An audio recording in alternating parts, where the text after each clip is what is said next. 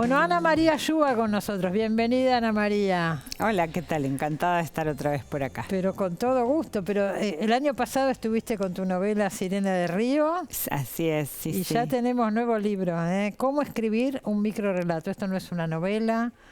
No sé cómo describirlo. Es un libro de instrucciones, es un ensayo. Claro, es un para ensayito. Quienes quieran escribir microrrelato. Claro, es una mezcla de ensayo y manual. Porque tiene muchos ejercicios, tiene muchas propuestas, claro, sí, seguro. Sí, pero no solamente habla del microrrelato, hay reflexiones también sobre la literatura, sobre la escritura, sobre muchas cosas. Así es en términos generales un cómo escribir. ¿Cómo escribir? Es un cómo escribir, sí. Vos no tenías un libro así, es el primero. No, no tenía un libro así, pero tenía este libro que se estaba vendiendo muy bien en España. Este mismo. Claro. Salió primero en España. Salió primero en España, en Alba Editorial. Y después de 5 años logré arrancarles los derechos para América Latina. Los tenían ellos también. Claro, que los tenían ellos y ahora me lo publicó aquí Siglo XXI, que lo va a sacar también en México. Así que estoy re contenta. Pero qué bien. Sí. Y hay tanta gente que le puede interesar cómo escribir un microrrelato. Eso me parece un dato, ¿eh? Yo pienso que sí, que hay mucha gente que le va a interesar. Está teniendo por de pronto una repercusión en medios que nunca me hubiera imaginado. ¿Sí? Pero precisamente por eso que vos dijiste, porque es un poquito más que cómo escribir un microrrelato, es un cómo escribir. Es cómo escribir. Claro. Yo me acordaba de nuestra común amiga Alicia Steinberg. Sí. Tuvo un libro en este estilo. Así es. ¿No es cierto? Ahora no me va a salir el nombre, hace muchos años. Pero era un libro acerca de precisamente cómo escribir. De la escritura, ¿no? Y además dando consejos prácticos de escritura. Claro, a partir de su experiencia muchos años como tallerista. Bueno, vos decís que el microrrelato es uno de los géneros más difíciles, si no el más difícil, ¿no? No, yo no digo eso, ¿no? Eso depende de las características personales de cada uno, ¿no? Uno de los formatos más complejos de la literatura, más o menos por ahí estamos. Sí, hay quien dice eso. Es un arte y un arte que se puede aprender. Sí, hasta cierto punto. Como cualquier arte, claro, sí. Como cualquier arte. Pero hay ciertas reglas básicas. Hay algunas reglas, por supuesto, y la regla número 1 es leer. Como pasa con todo el escribir viene del leer, entonces. ¿Leer microrrelatos o leer en general? Si uno quiere escribir buenos microrrelatos, tiene que empezar por leer buenos microrrelatos. Y por suerte tenemos mucho. Y empezando por Kafka. Empezando por Kafka. Vos decís en el libro en un momento que hay como una tradición latinoamericana de microrrelato, hay quienes dicen empezó acá, pero no, nos remontamos a la historia. Hay una especie de guerra entre los críticos latinoamericanos y los críticos españoles. Sobre el microrrelato. Para decidir dónde nació el microrrelato. Si nació en América Latina, con Arreola y Monterroso en México, Borges y Bioy Casares en Argentina, o si nació en España, con Juan Ramón Jiménez, con Rubén Darío, que se lo agarran. Los españoles se lo agarran a Rubén Darío porque estuvo muchos años allí. Bueno, y entonces está esa discusión. Y yo siempre digo, bueno, ¿y qué hacemos con Kafka entonces? Que para mí es el microrrelatista más importante del siglo XX. Así nomás. Y en el libro aparece un microrrelato bastante largo, no dijimos eso, pero no. La extensión no es una condición estrictísima. No, el microrrelato tiene más o menos hasta una página. Puede tener, hay un microrrelato, por ejemplo, que tiene solo el título. Sí, que está se llama El Fantasma. El Fantasma. Claro, y el resto de la página está en blanco. Claro. Pero también hay un microrrelato como el de Borges, Los dos reyes y los dos laberintos. Claro, que también es un microrrelato y es todo. Bueno, entonces, es un cuentazo. Para el que no leyó el libro, pero nos está mirando, ¿cómo digo esto es un microrrelato, esto es un cuento? ¿Qué es la diferencia? La extensión. La extensión, sí, si tiene más de una página, bueno, más bien es un cuento breve. Y si tiene menos, hasta una página, es un microrrelato. Es un microrrelato. Claro. Vos nombrabas Cuando yo empecé se llamaban cuentos brevísimos. Cuentos brevísimos. Claro. No se llamaban microrrelatos, ni minificciones. Claro. Por ejemplo, el de Borges y Bioy, ¿no? Que recién lo nombrabas. Cuentos breves y extraordinarios. Cuentos brevísimos. No se decía. Los cuentos, claro, los cuentos breves y extraordinarios son la primera antología de microrelato que hubo en América Latina, publicada en 1955, compilada por Borges y Bioy. Sí. Y se llamaban cuentos breves y extraordinarios, ni siquiera brevísimos, pero todos tenían menos de una página. ¿Y el de Monterroso se llamaba le decían brevísimos? Los de Monterroso, claro, eran cuentos brevísimos. ¿Cómo era el del dinosaurio? Cuando despertó, el dinosaurio todavía estaba allí. Claro. Sí. Porque la cosa onírica también tiene bastante que ver en algunos casos, ¿no? Bueno, eso depende del autor, porque el microrelato, en fin, permite con absoluta amplitud, desde el realismo hasta lo onírico, hasta lo fantástico, cualquier tema, el humor, la tragedia, en fin, es como un cuento muy cortito. ¿Y a vos por qué se te ocurrió escribir microrelatos? Pues ¿cuántos libros tenés de microrelatos? 6. ¿6 libros? Sí, 6 libros. ¿Cómo fue eso? Y todo empezó por la revista El Cuento, que era una revista mexicana dirigida por Edmundo Valadez. Arreola estaba en el consejo asesor.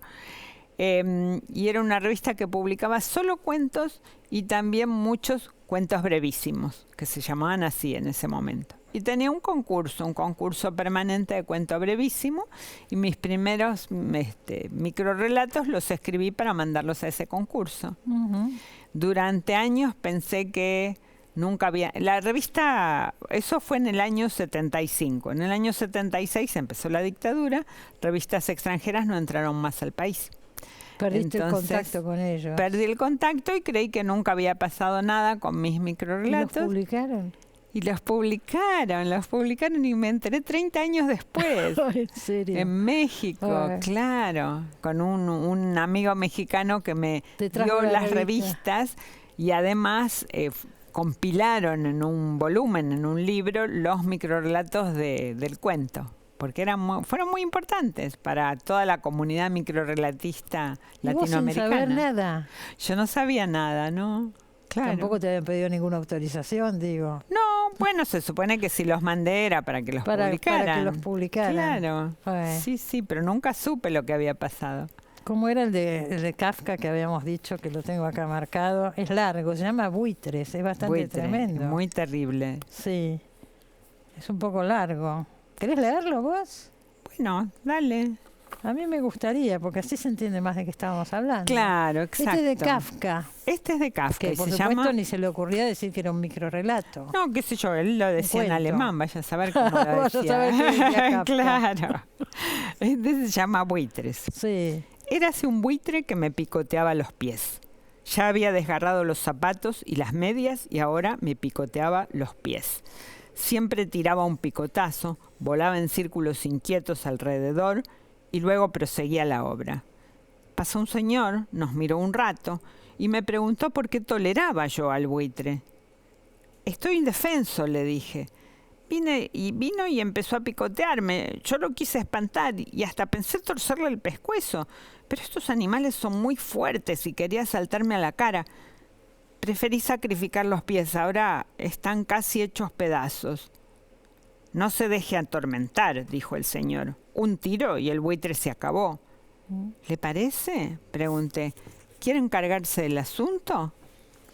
Encantado, dijo el señor. No tengo más que ir a casa a buscar el fusil. ¿Puede usted esperar media hora más? No sé, le respondí. Y por un instante me quedé rígido de dolor. Después añadí, por favor, pruebe de todos modos. Bueno, dijo el señor, voy a apurarme. El buitre había escuchado tranquilamente nuestro diálogo y había dejado errar la mirada entre el señor y yo. Ahora vi que había comprendido todo. Voló un poco, retrocedió para lograr el ímpetu necesario y como un atleta que arroja la jabalina encajó el pico en mi boca profundamente. Al caer de espaldas sentí como una liberación, que en mi sangre, que colmaba todas las profundidades y que inundaba todas las riberas, el buitre irreparablemente se ahogaba. Es terrible. Es terrible. Es terrible. Ahora, ¿siempre hay un final sorpresivo en un microrelato? Bueno, a veces digamos, siempre tiene que haber algún tipo de sorpresa, no necesariamente al final. Ajá. Claro. Claro. A veces la sorpresa está antes y al final es una especie de anticlímax, ¿no? Como un cuento. Como un cuento. Claro. ¿Y este dónde está, Buitres, de Kafka? Ahí dice. Acá dice, bueno, ya cerré el libro. Pero bueno, por está. Si alguien quiere buscarlo, ahora cuando uno quiere leer Kafka siempre se compra las obras completas, ¿no? Bueno, relatos completos, de Losada, de ahí lo sacaste, del 83. Sí. Y vos me decís que tenés 6 libros de microrelatos, vamos a recordar. Yo me acuerdo Casa de Geishas, por ejemplo. Pero, por ejemplo, ahora hay 5 que están reunidos en un solo volumen que se llama Todos los universos posibles. Ajá, sí. Acá en la Argentina. Acá en la Argentina, sí. Sí. Y está La Sueñera, Casa de Geishas. A ver, acá La Sueñera, Casa de Geishas. Botánica del Caos. Eso. Sí. Botánica del Caos, Temporada de Fantasmas. Temporada de Fantasmas. Fenómenos de circo. Todos esos están en todos los universos posibles. Están todos en un mismo, en un mismo volumen. Sí. Ahí está. Yo digo, estos libros que me trajiste acá, Gorda acaba de salir, pero es una reedición de un libro anterior. Es una reedición del Peso de la Tentación, sí. El peso de la tentación. Y sabes que yo el Peso de la Tentación hubiera querido en su momento ponerle Los Gordos y no sé, no me animé. Y ahora no le pude poner Los Gordos porque Los Gordos es un masculino plural, políticamente incorrecto. Porque incluye mujeres, entonces ¿cómo voy a poner Los Gordos? Y me quedo gorda. Si te escucha Adriana Harwitz, que estuvo acá hace poquito, dice, esto es cancelación. Sí, bueno. Las dos protestamos en su momento contra la censura de lo políticamente correcto. Pero bueno. Pero igual se mete, digo. Sí, tuve que ceder y en vez de Los Gordos se llama Gorda. Se llama Gorda y acaba de salir. Sí. Y tengo acá unos tomos en griego también que quiero mostrar. No voy a leer el título porque jamás me animaría. Esa es La Sueñera. Esta es La Sueñera en griego. Esa es La Sueñera. Que se edita, ¿y este cuál es? Esta es una antología de cuentos que armó la traductora y se llama Vida de perros y otras acrobacias. Ajá. Sí. ¿Y vos estuviste ahora en Grecia presentándolos? Y estuve en Grecia presentándolos y fue muy lindo. ¿Qué hubo en Grecia? Porque otros autores anduvieron también por ahí. Gabriela Cabezón Cámara. Y algún otro también que ahora no me voy a acordar, pero yo lo veo en las redes. Que había varios en Grecia. ¿Qué había? Un festival de literatura latinoamericana en Atenas y Creta. Y otra isla que se llama Lefkada. Ajá. Sí. ¿Y hay interés por la literatura latinoamericana? Pregunto porque... Sí, está cada vez más, sí, en este momento hay interés, sí. Y como pasa en todo el mundo, se da en Grecia ese fenómeno de las pequeñas editoriales independientes. Sí. Claro, como es más barato editar, entonces hay editoriales independientes que están publicando mucha literatura en español y las grandes editoriales también. Sí, mucha literatura traducida del español. ¿Y hay público? Y hay público, sí. ¿En qué hablaste vos ahí en inglés? En inglés. En inglés. Claro. Hay que ver si todos los griegos entienden. Para hablar en público me pusieron intérpretes directos en todos los encuentros públicos. Muy bien, eso funcionó, 10 puntos. Excelentes intérpretes. Y funcionaba, había gente, tenían público. Sí, tuve muchísima gente. En Atenas estuve en el Instituto Cervantes repleto presentando Vida de perros. En Jania, que es una ciudad de Creta, también muchísima gente, mucho interés, muy, muy lindo fue. Uno lo ve desde acá, ¿no es cierto? Y parece... como si acá llegara un grupo de escritores griegos. Hay que ver si convocan. Por ahí sí, no lo sabemos. Es que yo creo que se lee menos acá a los escritores griegos que en Grecia a los escritores latinoamericanos. Pensé que me ibas a decir los argentinos. Se leen menos acá que en Grecia. No, los escritores griegos se leen menos acá. Sí, claro. Sí. Bueno, porque se dice que cada vez se lee menos literatura, etcétera. Entonces, claro. Digo, por ahí en griego. Nosotros conocemos sobre todo los poetas griegos, sí, ¿no? A Seferis, Cavafis. Seguro. Sí. Pero y al novelista de policiales, Macaris, ¿no? Que ahora salió uno nuevo, hace poquito me llegó uno nuevo, sí. Sí, sí. Sí, pero no mucho más, ¿no? Pero no mucho más que eso, claro. Bueno, por lo menos hay ferias y hay lugares donde promocionar los libros. Seguro. Y los libros se traducen, acá los estamos viendo, ¿no es cierto? Sí. Bueno, si usted quiere escribir, y no necesariamente microrelato, también puede ser cuentos, novelas, ensayos, tantas cosas que escribe Ana María Ayuda, libros para chicos, ¿no? Libros para chicos, claro. Tanta cosa. Acá lo tiene, cómo escribir un microrelato. Preciosa la tapa, además, debo decir. Lindísima, una de las mejores tapas de todos mis libros. ¿Quién la hizo? No sabemos para decir. Sí, la hizo, no me acuerdo ahora el nombre, pero la hizo un maravilloso y admirado diseñador del siglo XXI. De la editorial Siglo XXI. Sí, de la a ver si lo puedo ver por acá. Emanuel Prado. Felicitaciones para Emanuel Prado. Absolutamente, un gran diseñador. Un gran diseñador. Y bueno, el libro además tiene, que me pareció muy útil y original, tiene ejercicios. Sí, claro, tiene muchísimas propuestas de ejercicios. Sí, es como un taller el libro. Es como un taller. Y vos no das talleres. No, yo no doy taller a menos que me paguen mucho. Bueno, entonces para el exterior sí, para el exterior doy taller, en divisas. Y acá escribí libros. Gracias por haber venido. Bueno, al contrario. Nos vamos a un corte, enseguida volvemos.